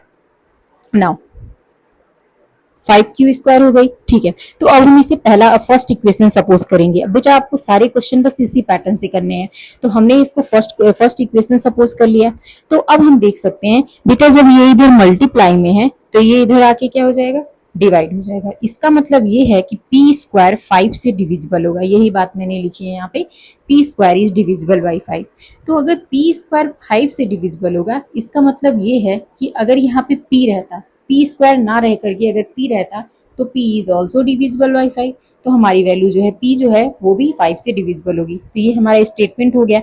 अब हम यहाँ पे सपोज कर रहे हैं कि हम p की वैल्यू ही चेंज कर दें। तो हमने सपोज कर लिया p की वैल्यू को, सपोज कर लिया कि p की जगह पे 5k है, ठीक है। मीन्स यहाँ p की कोई ऐसी वैल्यू होगी जो 5 के मल्टीपल में होगी और वही ये 5 इसे कैंसिल आउट कर देगा, ऐसा हम सपोज कर रहे हैं। तो हमने p की वैल्यू 5k ले लिया। आप 5a भी ले सकते हो, 5b भी ले सकते हो, it totally depends on you, okay now. तो अब यहाँ पे हम क्या करेंगे, p की वैल्यू जो हमने सपोज कर किया है उसको हम यहाँ पे पुट करेंगे, ओके। p की वैल्यू 5k, देखिए हमने 5 के पुट किया है यहाँ पर, तो जो वही जो मैंने सोचा था वही हुआ। तो यहाँ 5 का स्क्वायर 25 के स्क्वायर होगा और ये 5, तो ये 5 इस 5 से कैंसिल आउट हो, सॉरी 5 5 जो 25 हो गए, ओके ना। तो अब यहाँ पे क्या बचा, यहाँ पे केवल q² बचा और यहाँ पे 5k² बचा, ओके क्लियरली यू सी था, ओके ना। यहाँ पे हमारी वैल्यू आ गई q² is equal to 5k² आ गई, ओके। तो we can clearly see that q² is also divisible by 5, जैसे हमने यहाँ पे ये लिखा था कि 5 is also divisible by 5 p²। Now तो उसी तरीके से हम यहाँ ये बोल सकते हैं कि 5 is also divisible by q² divisible by 5, तो q is also divisible by 5, okay now.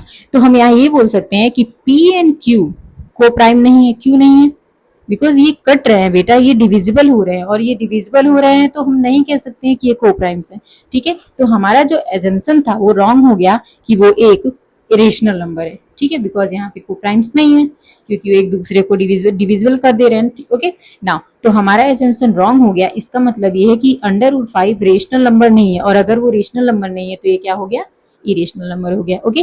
तो हमारी ये वैल्यू प्रूव हो गया, इरेशनल नंबर हो गया, ओके। तो हमारी ये वैल्यू प्रूव हो गई।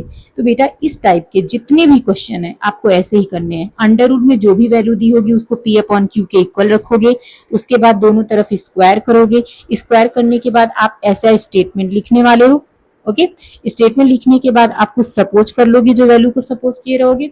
नाउ इसमें पुट करोगे, पुट करने के बाद आप ये सारी स्टेटमेंट लिखोगे कॉमन। अगर √5 की जगह पे √3 बोल दिया गया, √7 बोल दिया गया, तब भी आपको ऐसे ही करने हैं, okay. I hope you got it. आप इसे नोट डाउन कर लीजिए, आपको एज इट इज अपने बोर्ड एग्जाम में लिखने हैं।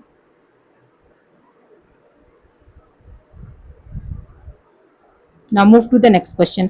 अब यहाँ देखिए, अब आपको बिल्कुल बिल्कुल जो मैंने लास्ट क्वेश्चन बताया था बिल्कुल ऐसे ही इसे प्रूव करने हैं। आपको इसे इरेशनल प्रूव करने हैं। तो इरेशनल के लिए मैं क्या करूंगी, इसको सबसे पहले रेशनल मानूंगी, रेशनल मानूंगी तो इसे p/q के इक्वल रखूंगी। अब आप देख सकते हैं कि हमने यहाँ 3 इधर प्लस है तो हमने दूसरी तरफ भेजा माइनस, मीन्स आपको लेफ्ट हैंड साइड में केवल अंडर रूट वाली वैल्यू रखनी है। इसीलिए हम ये सारी चीजों को क्या कर रहे हैं, राइट साइड में शिफ्ट कर रहे हैं।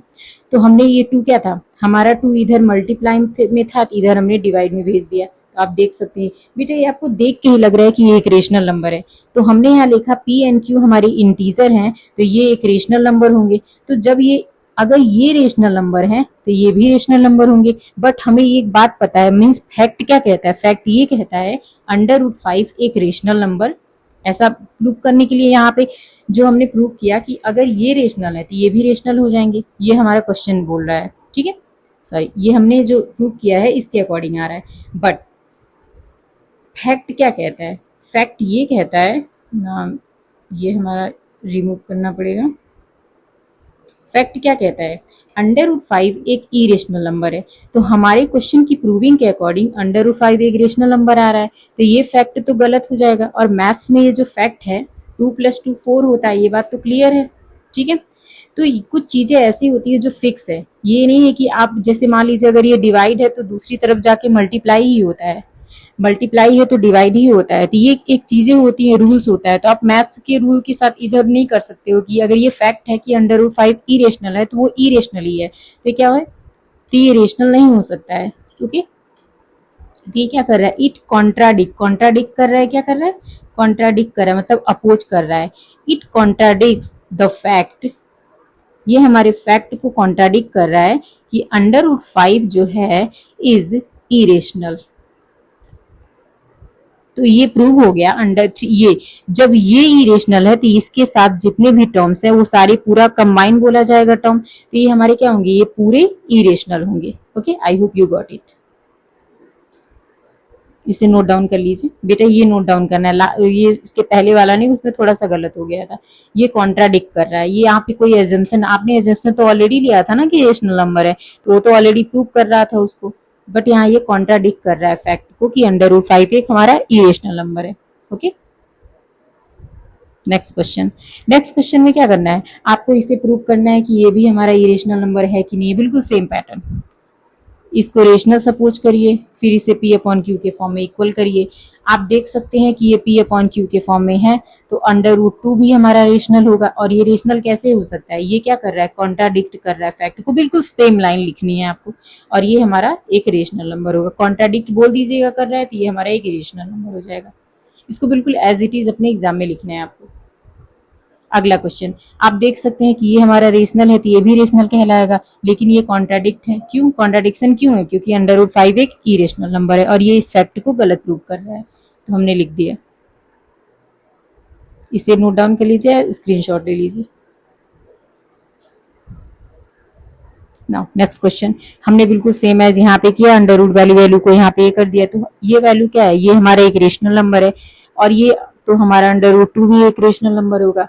जो ये क्या कर रहा है, इस फैक्ट को कॉन्ट्राडिक्ट कर रहा है कि अंडर रूट 2 हमारा इरेशनल नंबर है, इसीलिए हमारा क्या होगा, ये पूरा टर्म ही इरेशनल नंबर होगा। ओके, क्योंकि ये फैक्ट को गलत बोल रहा है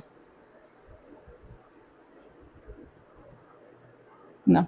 सो बेटा हमारी वीडियो यहीं तक थी। आई थिंक इतने ही क्वेश्चन थे इस एक्सरसाइज में।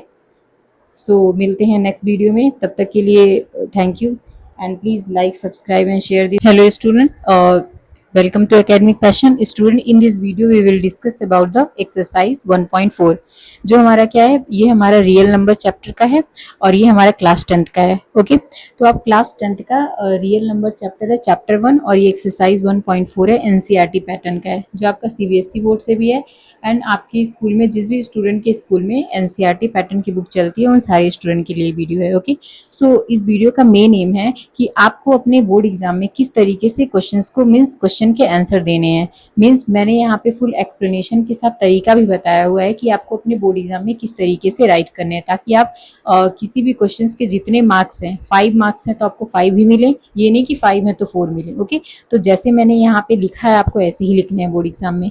ठीक है, okay, move to the question. बेटा यहाँ पे फर्स्ट क्वेश्चन है हमारा, without actually performing the long division state. आप एक्चुअली परफॉर्म मीन्स आप इसको डिवाइड मत करिए, ऐसा बोला जा रहा है क्वेश्चन को। ओरिजिनल मीन्स क्या बोला गया है, एक्चुअली परफॉर्मिंग के बजाय आप इसमें क्या करिए, रेशनल नंबर को ये देख के बताइए कि ये टर्मिनेटिंग है या नॉन टर्मिनेटिंग रिपीटिंग है। तो बेटा आपने क्लास 9th में पढ़ा होगा टर्मिनेटिंग एंड नॉन टर्मिनेटिंग के बारे में।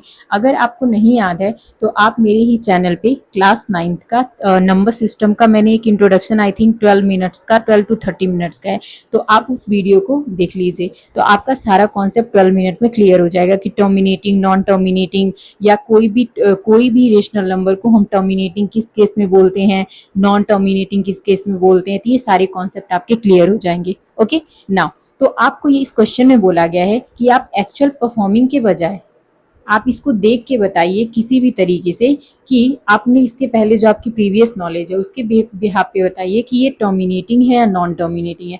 तो बेटा मैंने आपको रियल नंबर की इंट्रोडक्शन में भी समझाया है, अगर कोई भी वैल्यू है, जैसे मान लीजिए पी अपॉन क्यू हमारा रेशनल नंबर है, तो डिनोमिनेटर, ये हमारा न्यूमरेटर है Q and sorry P numerator and Q denominator, तो जो डिनोमिनेटर की वैल्यू होती है अगर वो 2 एंड n सॉरी 2 और 5 के फैक्टर अगर होते हैं तभी वो टर्मिनेटिंग कहलाएंगे। मीन्स डिनोमिनेटर की वैल्यू 2 या 5 के अगर फैक्टर हो, 2 5 या 2 और 5 दोनों के अगर फैक्टर होते हैं तभी वो टर्मिनेटिंग होते हैं, अदरवाइज उन्हें हम नॉन टर्मिनेटिंग कहते हैं। Okay, I hope you got it. तो हम इस चीज के बिहाफ पे ये पता कर सकते हैं कि ये टर्मिनेटिंग है या नॉन टर्मिनेटिंग है विदाउट एक्चुअल परफॉर्मिंग। मीन्स आप डिवीजन करने के बजाय आप इसी एजम्पशन से बता सकते हो कि ये टर्मिनेटिंग है या नॉन टर्मिनेटिंग है। तो बेटा आप इसे पता कैसे करोगे? आप डिनोमिनेटर को टारगेट करो, आप डिनोमिनेटर का एलसीएम निकालो। एलसीएम निकालने के बाद देखो क्या उसमें 2 और 5 आ रहे हैं, केवल या तो केवल 2 आए या तो केवल 5 आए या तो 2 5 दोनों आए। 2 5 के अलावा अगर कोई भी चीजें आती हैं तो वो क्या होंगी? उनको हम बोलेंगे नॉन टर्मिनेटिंग रिपीटिंग। ठीक है, ओके। तो बेटा ये वैल्यू जो मैंने लिखी है आपको हर एक क्वेश्चन के साथ लिखना है। जैसे ये क्वेश्चन है, इस क्वेश्चन में ये लिखना है आपको। मैंने एक ही जगह पे लिखा हुआ है ताकि मुझे बार बार ना लिखना पड़े, लेकिन आपके एग्जाम में सपोज करिए एक ही क्वेश्चन आता है तब आपको ये लिखना पड़ेगा स्टेटमेंट। ओके, हर क्वेश्चन के साथ ये स्टेटमेंट आपको लिखना है इस टाइप के। यहाँ पे क्या लिखा है? If the denominator has only factor of the 2 and 5, अगर डिनोमिनेटर के जो फैक्टर हैं 2 एंड 5 होते हैं तो वो टर्मिनेटिंग कहलाएंगे, टर्मिनेटिंग डेसिमल एक्सपेंशन। अदरवाइज वो क्या कहलाएंगे? वो नॉन टर्मिनेटिंग कहलाएंगे। तो बेटा ये आपको लिखना है और ये आपको लर्न भी करना है। तो चलिए हम देखते हैं, चेक करते हैं। तो हमने क्या कहा? हमने कहा डिनोमिनेटर को टारगेट करें, we will target the denominator. Okay, तो हमने डिनोमिनेटर का एलसीएम ले लिया। आपको एलसीएम लेना है, मैंने यहाँ ले लिया है। Okay, that is very easy and you have to. Okay ना, फैक्टर हमने किया, फैक्टर किया तो हम यहाँ देख रहे हैं ये 5 के मल्टीपल में आ रहा है। जैसा कि मैंने बताया था अगर 5 या 2 के मल्टीपल में आता है तो वो क्या होंगे? यहाँ पे डिनोमिनेटर 5 का फैक्टर है तो ये क्या होगा बेटा? तो ये होगा टर्मिनेटिंग। तो हमने यहाँ पे सीधे लिख दिया विदाउट एक्चुअल परफॉर्मिंग, ये टर्मिनेटिंग डेसिमल एक्सपेंशन है। ओके, तो आपका यहीं पे क्वेश्चन खत्म हो जाता है। बेटा इसको निकाल लेना। ओके, नाउ इसे नोट डाउन कर लीजिए। अगला चलते हैं, हम क्या करेंगे? डिनोमिनेटर को टारगेट करेंगे। जैसे मैंने यहाँ पे इतना ही लिखा है, आपको क्या करना है? सबसे पहले ये लाइन लिखनी है, ठीक है, उसके बाद ये लाइन लिखनी है। ठीक है, आई होप यू गॉट इट। ठीक है ना, तो यहाँ पे हमने इसका फैक्टर लिया, उसके बाद से फिर हमने देखा कि ये 2 के फैक्टर में आ रहे हैं तो ये टर्मिनेटिंग कहलाएंगे। ठीक है, यहाँ पे आपको मन करे तो आप 8 का कर सकते हैं। अब यहाँ पे देख लीजिए, यहाँ पे 455 है तो हम 455 का यहाँ पे एलसीएम करेंगे। हमने एलसीएम किया तो आप देख सकते हैं 5 7 13 आ रहा है। तो हम यहाँ ये देख पा रहे हैं कि 5 का फैक्टर तो है बट यहाँ पे 7 और 13 भी आ रहे हैं। तो 7 और 13 की वजह से क्या है? ये नॉन टर्मिनेटिंग हो जाएगा। या तो 5 रहे या तो 2 रहे या तो 5 और 2 दोनों रहे, इसके अलावा और कुछ भी है तो आप सपोज कर लीजिए कि वो नॉन टर्मिनेटिंग ही है। तो हमने यहाँ पे क्या लिखा है? नॉन टर्मिनेटिंग लिख लिया। Okay, I hope you got it. तो बेटा इसे नोट डाउन कर लीजिए और एलसीएम निकालना इज वेरी इंपॉर्टेंट कि आपको यहाँ निकालना है ना। अब इस पे चलते हैं, हमने यहाँ 1600 का एलसीएम निकाली है। अब हम देख सकते हैं यहाँ पे ये क्या है? एकदम परफेक्ट मेथड है। यहाँ पे 2 पावर m 5 की पावर n की वैल्यू के फॉर्म में है तो ये क्या होगा? हमारा टर्मिनेटिंग होगा। आपको ऐसे ही बिल्कुल एज इट इज लिखने अपने बोर्ड एग्जाम में ना। नेक्स्ट क्वेश्चन हमने देखा, ये 343 7 के मल्टीपल में है, ये नहीं है इसके फॉर्म में तो इसलिए ये नॉन टर्मिनेटिंग होगा। नोट डाउन कर लीजिए बेटा। अगर आपने चैनल को सब्सक्राइब नहीं किया है तो सब्सक्राइब कर लीजिए और वीडियो को लाइक भी कर दीजिए और अपने फ्रेंड के साथ शेयर भी कर दीजिए। ओके ना, हम यहाँ देख सकते हैं कि ये 2 5 के फैक्टर में है तो हमने देखते ही पता चल गया, बट आपको यहाँ पे स्टेटमेंट को राइट करना पड़ेगा। स्टेटमेंट को राइट करना है और बोल देना है कि ये डेसिमल एक्सपेंशन है। जैसे यहाँ पे आप देख सकते हैं कि ये दोनों तो फॉलो कर रहे हैं बट ये नहीं फॉलो कर रहा। अगर ये नहीं फॉलो कर रहा है तो ये नहीं होंगे, तो क्या लिखेंगे? नॉन टर्मिनेटिंग लिखेंगे। बेटा आपको स्टेटमेंट लिखना बहुत इंपॉर्टेंट है कि हाँ, अगर आपको क्वेश्चन के कॉन्सेप्ट समझ में आ रहे हैं, ये नहीं कि ये समझ लिया कि हाँ ये ऐसा ऐसा है, थोड़ा बहुत एक लाइन में लिख दिया, नहीं, थोड़ा लिखो कि ताकि लगे हाँ। नेक्स्ट क्वेश्चन हमने यहाँ पे देखा ये कट रहा था तो हमने इसको कट कर दिया, 3 2 6 3 5 15। तो हमने ये देखा 5 का फैक्टर है तो हमें ये पता चल गया कि ये टर्मिनेटिंग डेसिमल है तो हमने यहाँ लिख दिया। अब हमने इसे भी कट किया तो ये 10 5 और 2 दोनों का फैक्टर है तो हमने बता दिया टर्मिनेटिंग डेसिमल है। ओके बेटा, ये इंपॉर्टेंट क्वेश्चन है दोनों। कुछ क्वेश्चन ऐसे हैं जो आपके बोर्ड एग्जाम के लिए इंपॉर्टेंट है, जो मैं यहाँ पे स्टार मार्क कर दे रही हूँ। ये इस टाइप के क्वेश्चन पूछे जाते हैं। तो बेटा मैं आपको यही सजेस्ट करूंगी, आप क्वेश्चन तो करिए लेकिन उस पर पूरा डिपेंड मत रहिए। ये सपोज करिए कि हाँ हो सकता है कि आपके बुक से बाहर के भी क्वेश्चन आ जाएं, लेकिन कॉन्सेप्ट बेटा वही रहेगा। तो आपके कॉन्सेप्ट क्लियर होने ज्यादा इंपॉर्टेंट है ताकि आप कहीं से किसी भी बुक से अगर क्वेश्चन अगर आ जाता है आपके एग्जाम में तो आप उसे करने के अवेल हो। फाउंडेशन अपना स्ट्रॉन्ग करिए। जैसे यहाँ पे हमने इसको कट किया, कट करने के बाद 30 आ गया तो हमने इसका एलसीएम लिया, एलसीएम लिया तो हमने देखा ये 25 तो आ रहा है, लेकिन ये 3 की वजह से क्या हो गया, नॉन टर्मिनेटिंग हो गया। तो यहाँ पे लिख दोगे नॉन टर्मिनेटिंग और इसका आप एलसीएम करोगे।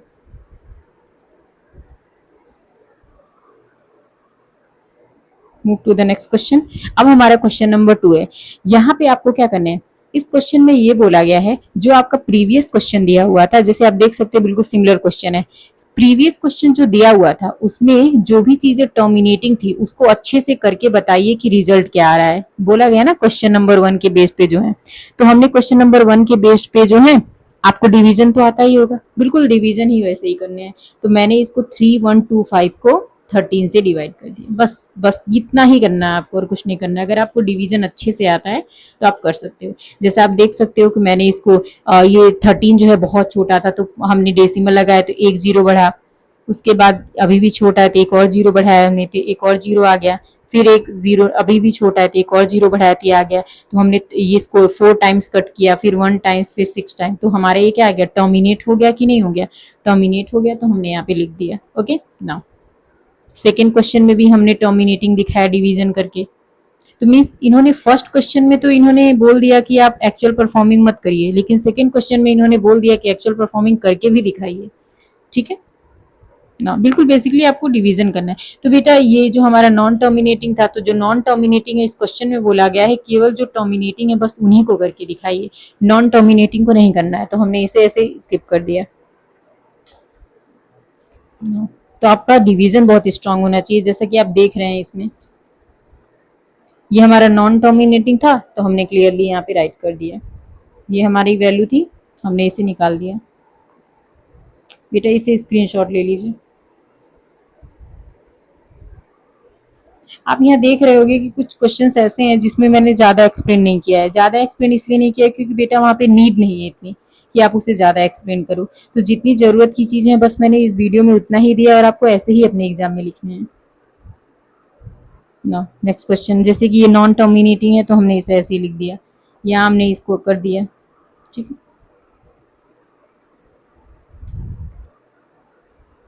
ना, जैसे कि यहाँ पे किया गया 50 से, इसको पहले कट किया फिर सॉल्व करके दिखाया।